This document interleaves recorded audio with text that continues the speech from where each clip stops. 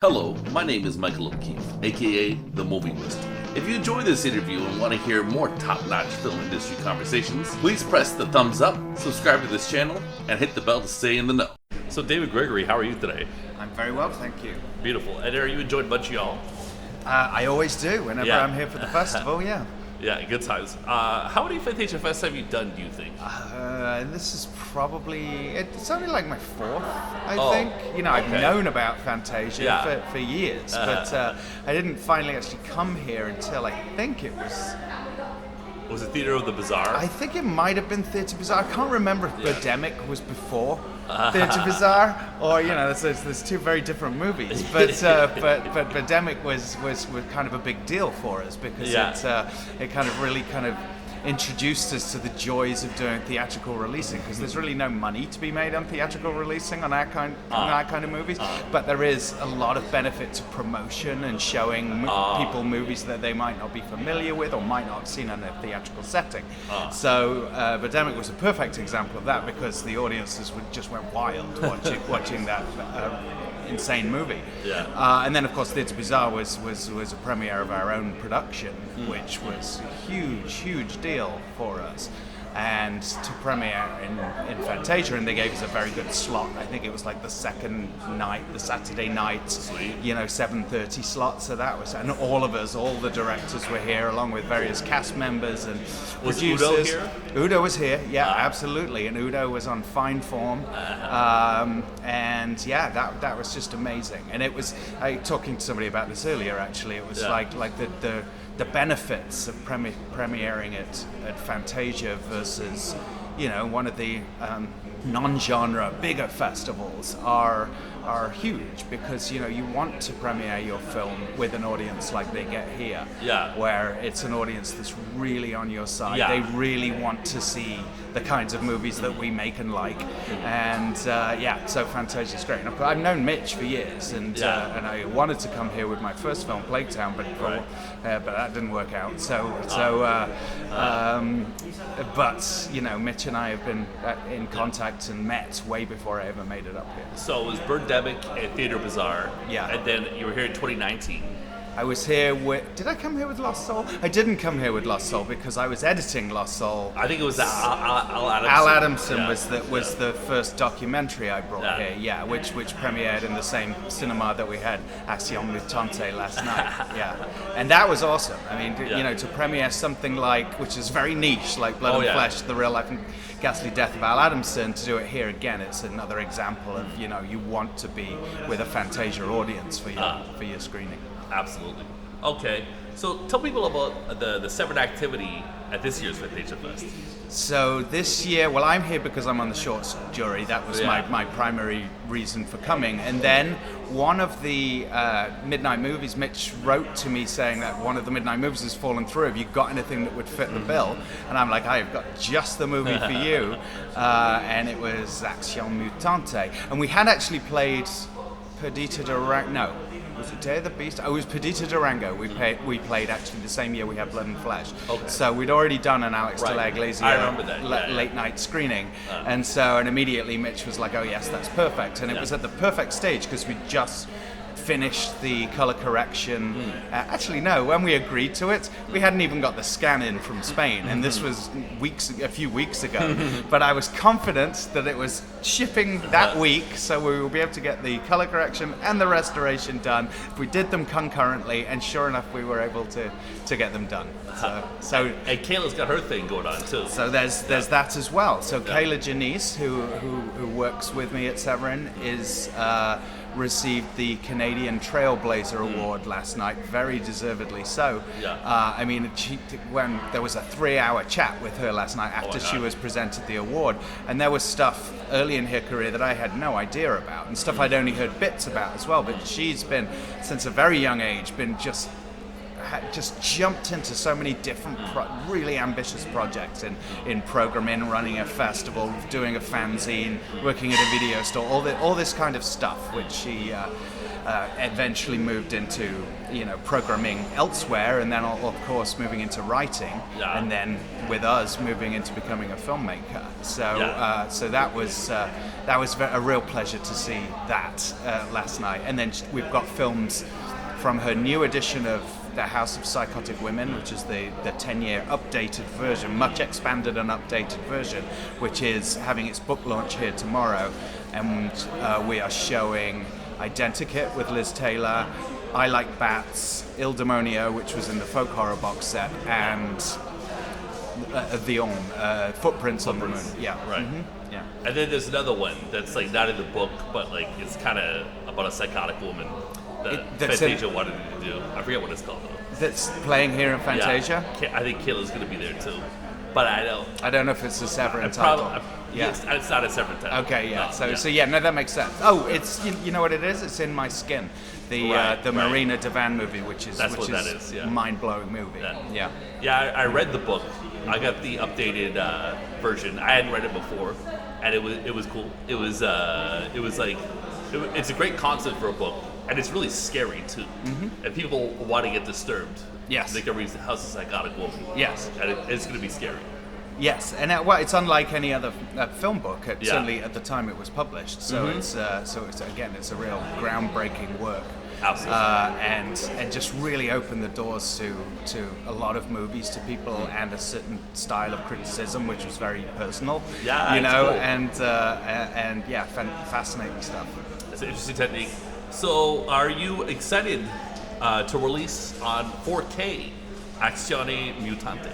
I certainly am. Yeah, I mean, I'm a big supporter of Álex de la Iglesia. He doesn't need my support. He's a huge filmmaker in Spain. Probably second only to Almodovar. But what I mean is I'm a champion of his. So the fact that Day of the Beast and Perdita Durango had not been out in special editions or uncut editions, in the case of Perdita Durango, in the US at all, was an absolute crime for these landmark movies. Particularly Day of the Beast is an absolutely landmark Spanish movie. Oh yeah. And so to give those their first 4K releases was fantastic. At the same time, Álex is making a show for HBO called 30 Coins. I mean, this is how massive Álex de la Iglesia is. He just happens to be making this crazy fucking religious horror show set in Spain. It's like a Fulci movie with a massive budget. And so loving 30 Coins at the same time. So it was fascinating to see just where Álex has gone in his career since those movies. So those were his second and third movie. Now Acción Mutante has never been out officially in the US for various clearance reasons. And so I had to kind of make the case with the owners that we can make this work. And I got Álex. They were like, no, it's not possible.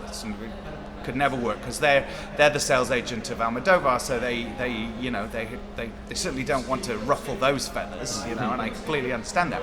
I was in touch with Alex's office from the other two films that we put out, and I told him what we had planned, and he was like, great, go for it, and so when I was able to show them that, and El Deseo were fine with that as well, then all the pieces came together, and we were able to make it work. These deals take a while. It's not just the deals that take a while. Like sometimes once you've finally found the person who owns the film and you come to an arrangement with them for the rights, then the real work starts when you have to actually scan the movies and restore them and stuff like that. In the case of Acción Mutante, it wasn't actually that difficult because the elements in pristine condition, and so that's that. But sometimes you're dealing with a licensor who has no elements, and therefore you have to find the elements yourself. Track it down. Exactly, and sometimes there's only a print available. Sometimes you find the negative in a lab, but it was deposited under a company name that's not associated with the guy's business now, who's been out of the business for 40 years, that sort of thing. So then that's the next thing, just getting access to the element. Then you have to scan it, and sometimes doing that in Italy we do so many movies in Italy, but you'd be amazed how difficult it can be to get films scanned up to your specs in Italy. There are certain labs which are great but very expensive, and then there's other labs which are less expensive but not necessarily amazing with the work. So, you know, often you have to like get stuff rescanned and that sort of thing. And, you know, more often than not, it's totally fine. It's always frustrating because you're working on different time zones in another language and that kind of thing. So it just takes longer than you would like. And then when you get the scan in and everything's approved, that's when you have to start the color correction and the restoration. And that's a sliding scale, and depends how damaged the element is or how much the element is faded in the case of a print that hasn't been kept in the best conditions, that sort of thing. And that's even before we start talking about the extras.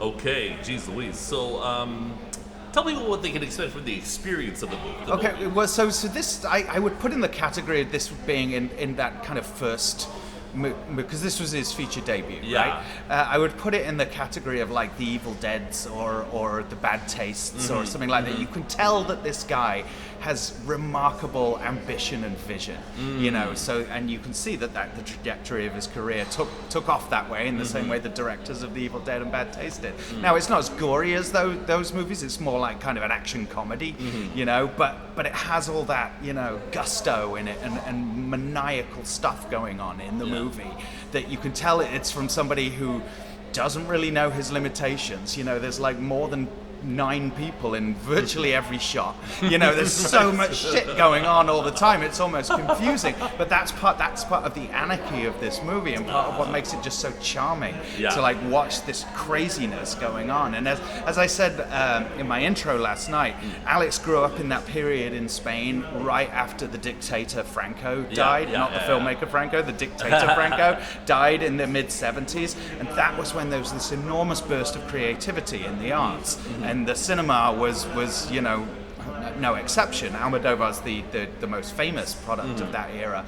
But, you know, there were people like Eloy de la Iglesia, no relation, and a number of other filmmakers who just went a lot more wild with what they could do in terms of, you know, being critical of the establishment and sex and drugs and violence and all that kind of stuff. And so it started it opened floodgates of creativity.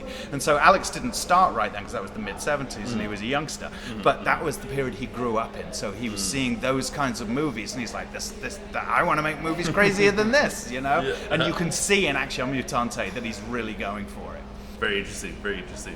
So, Mitch was talking about the composer of this movie. Yes. He's got a band or he's got some albums. I honestly am not that familiar with that. That was like Mitch was asking me about it. I'm like, wow. But that's just a Mitch deep cut. Yes, exactly. But which you know, Mitch is the guy for that. Oh yeah. But you know, and in Alex's early movies, he has a lot of that kind of crazy sort of local metal in it and stuff like that. So makes sense. Mitch's enthusiasm is incredible. Yes, it is, and that's why this festival is incredible. Is because Mitch's enthusiasm permeates the whole thing. It's unbelievable. You know, and you talk to filmmakers and fans and journalists and sales agents and everybody here, and they all, from Mitch down, you can feel it when you're socializing, you know, or when you're in the theater. You can feel. I mean, he. Still, after all these years that he's been doing it, he still opens the show like he's introducing Kiss or something like that. You know, it's like, it's fucking great. I love it. Like when he's introduced to the movie, he's like a 9 or 10. Yeah. But when you're just talking to him, like just like individially, it's still like a 6 or 7. Absolutely. I was going to say, like his normal enthusiasm is like a 9 or 10 for most of us. You know what I mean? Because he is just so enthusiastic about cinema and so knowledgeable and so encouraging of young filmmakers and old filmmakers alike. You know, he loves to give proper respect to filmmakers. Well, John Woo's here this year, but he's not like he's that was just really special. Yeah, he's not just some guy who nobody recognizes. But they're, you know, over the years he's had lots of special guests along those lines, giving them the kudos that their careers deserve. It's beautiful. It's very inspiring. Absolutely, and that's why I say, you know, having a film premiere here is special because you know you are getting part of that Mitch enthusiasm in the audience watching. So I really like the lead of this movie. Acción mutante with his like half metal Half his face, yeah. To me, he's like the proto Jason X. He is. Well, he also looks a bit like Michael Ironside as well, so he has a real sort of face for cinema. Even though you're only seeing half of it, and the other half's cyborg, basically. It makes for a good leading man. It's a distinctive look. Yeah, for sure. Very cool stuff. So the movie really got me with the concepts. Yes. I was just like the ugly mutants against the beautiful people. Yes. Like class exactly, division. which is very un-PC, what it is. But again, a lot of that kind of Spanish cinema. Some of that Spanish cinema of that era was very much, trying to shock and upset the establishment, and so it's very much in that vein. And it's sort of like plays the scene for the humor we get in Day of the Beast too. Very much so. Yeah. And he's refined it a lot by Day of the Beast. Right. Day of the Beast is still a crazy ass movie, but he's definitely refined sort of the storytelling arc and that kind of thing. Acción mutante is a much more like raw. Come on, friends, let's throw some shit at the wall and it'll be awesome. Yeah, you're right. I didn't even think about like the fact that the scene is so big. Like, every shot is so busy. Yeah, exactly. Well, and you're not told to do that in film schools. You're told to make it small, a couple of people in a room, that kind of thing. Make sure you don't have big production design and costumes. He didn't listen to any of that. I'm sure he didn't go to film school, but you know what I mean? He didn't listen to any of the common wisdom about what you do in your first movie, which honestly makes sense. If you actually want to make a splash, you're going to have to just go for it, and you might catastrophically fail by going for it, but at least you gave it your all, and you're like, you're not making a movie for someone else. You can see that Álex and his mates probably really had a good time making this. I told the story before the screening last night, but in order to get the money for the movie, he invented a film festival based on soft drinks, and basically made a movie where a guy walks into a bar, orders a soft drink, then shoots the place up. And his was the only movie in the festival, so his movie won the top award, so therefore he could call himself an award-winning filmmaker. And I don't know whether it was the award that got the attention of El Deseo and the Almodovar brothers, or whoever introduced him to them, or whether it was just the sheer balls of doing that. You know what I mean? It probably wasn't the movie itself. Can you tease us about the special features on the disc? Well, funnily enough, the special features are still in progress because Álex is working on the new season of 30 Coins, and he's not available until the beginning of September. So we'll do our special features in Spain then, and hopefully get a bunch of people from the movie. But we've got to make sure we got Álex first, and he's agreed to do it. But he's just like he's busy doing an HBO show. He still does shit with like hundreds of people in the show. So while he's got much more money now, he's still he hasn't honed in his ambition and just the sheer scale of what he's doing. Got it. Okay, well, David, thanks for your time. I was a lot of fun talking to you about this wild ass movie. Yeah. Can we expect any Claudio Fragasso interviews soon? Yes. Okay. I can guarantee it. Okay, I'm looking forward to it. They're already in the can, and the discs are already authored, in fact. So it will be this year for sure. There'll be another 2 Fragasso, Mattei, Drudy joints. Ooh, I always tell people that's peak civilization. Yeah. Watching Claudio talk shit about someone. And the cat's coming in. Sadly, the cat's died.